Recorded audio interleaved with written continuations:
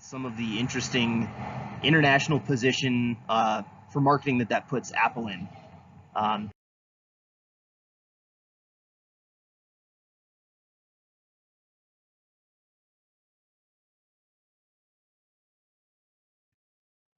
so starting off, Foxconn, uh, for those of you who aren't aware, is also known as Hanhai Precision Industry Company, and they are one of the world's largest contract makers of electronics.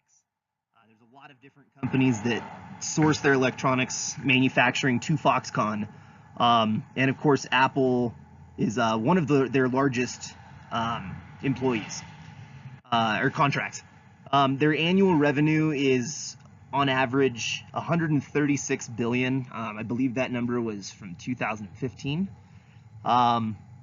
So they're an absolutely enormous company, and they're based in China, and they have had a lot of history of problems with their employees, working conditions. Since 2010, they've had a really high number of employee suicides, of people actually committing suicide at work by jumping off of the building, to the point where they've actually had to install safety nets outside of the building to catch any would-be jumpers that are trying to kill themselves. In 2012, they admitted to a breach in child labor laws, where they were using interns that were as young as the age of 14 years old, and they were working them for like 10 or 12 hours a day, a lot of hours, and they were essentially using them. And then in 2012, they also had an employee labor strike for a huge increase in working demands that were actually put on basically because of Apple, because Apple was really trying to ramp up production, I believe, of the iPhone 5, and they were behind, and so they essentially put those deadlines onto Foxconn, and they had to deal with it.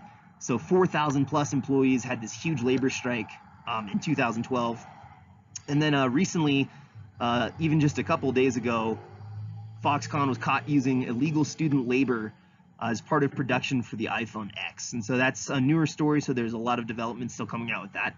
But that is a little taste of Foxconn and some of the positions that Apple has been put into because of working with them in manufacturing through Foxconn.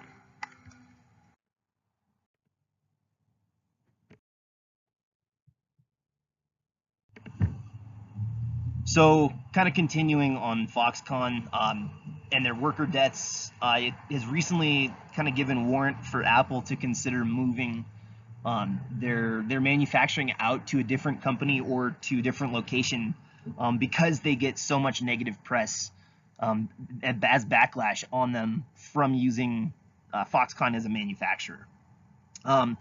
Their poor working conditions caused 18 people to commit suicide in 2010, which was, again, kind of when the whole suicide thing at Foxconn started. And 150 more threatened to if conditions didn't improve, and actually quite a few of them have followed through with that and ended up committing suicide. Again, this has been a problem since 2010, and it has not improved, neither of the working conditions.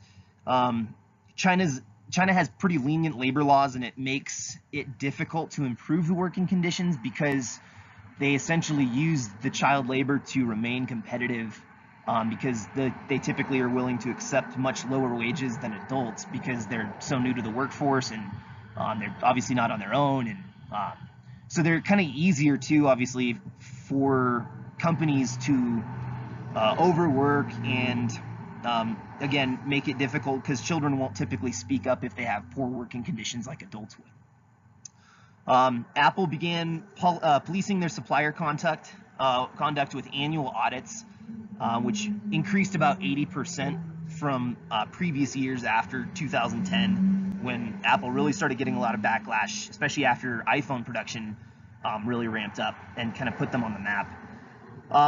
Foxconn's response to make better working conditions, essentially, they replaced 60,000 workers with robots at a lot of those basic facilities or basic positions, so that they didn't have to worry about the conditions that they give their workers.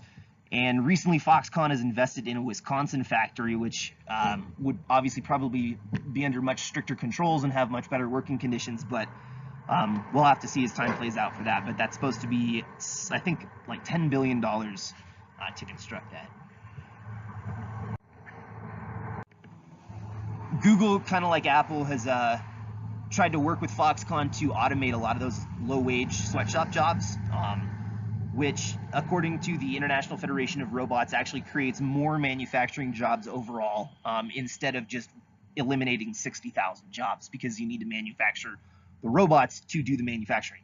And Google's supplier code of conduct forbids child labor and forced labor and sets minimum wages and maximum working hours, which makes them much more of a role model for these types of international issues, such as like child labor and poor working conditions. Nike, similar to Apple, has had some similar problems with getting flack since about the 90s for inhumane sweatshop conditions and other supply chain irresponsibility. So their response was in 1999, the Fair Labor Association was created, and audits follow as Nike attempts to increase transparency. So they act as a window to kind of look into the facilities that they use for their manufacturing. Nike's image has recovered, but recent protests show that they're kind of falling into old practices once more and focusing more on a profit than the actual labor rights of the workers that are working there. They typically work in extremely hot conditions, in poor ventilated, dimly lit facilities.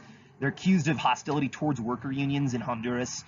They have so much money, and they are definitely willing to use that to try to increase profit and cut costs wherever they can.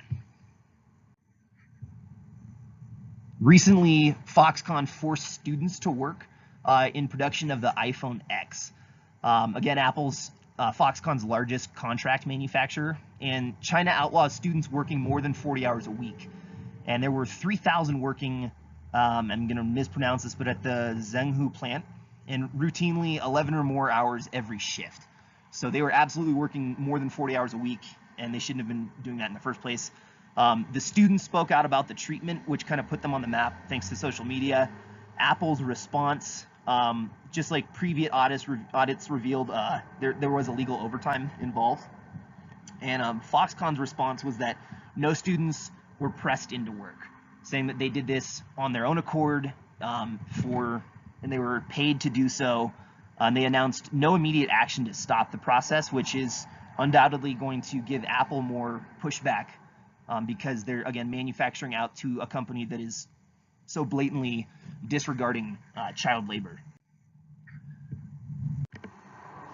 Arguably some of Apple's toughest competition comes from Samsung, and Samsung is actually trying to take more efforts to reduce these types of supply chain responsibilities. They recently terminated a contract with a Malaysian supply company, so that they no longer work with them because they were not adhering to their migrant worker guidelines. They're also investigating a couple other companies in their supply chain, and they focus on regular on-site due diligence to basically stay on top of the working conditions, make sure that things don't get out of control. They also announced a partnership with the Business for Social Responsibility organization to help develop safer labor standards for themselves as well as for other companies. Patagonia is another company that does things a little bit differently. They get certified by a group called Fairtrade, where they basically charge a little bit more for their items, and that money goes directly into the workers so that they can earn living wages, and those wages stay within the local community and not just with the large companies back here in the United States. And they must pass intense and random factory audits for safety and working conditions, and if they don't, then they can no longer say that these items are fair trade certified. They also launched the Footprint Chronicles on their website, which is full supply chain transparency. On most items, you can scroll down on the page and you can actually see where a lot of the items and materials were sourced, sewn, and shipped from, which this promotes better working conditions because it allows people to do research into the supply chain that Patagonia has instead of it being kind of behind the curtains. And in the 90s, some workers got sick in one of the Patagonia warehouses, so that caused them to do an intensive analysis of all the materials they used and they found out that the formaldehyde used in cotton t-shirts was actually making a lot of their employees sick throughout the whole supply chain. So they completely changed all of their materials, and they now focus on Blue Sign approved items too, which don't use any harmful chemicals in the manufacturing process, which is both good for the workers as well as for the end user too.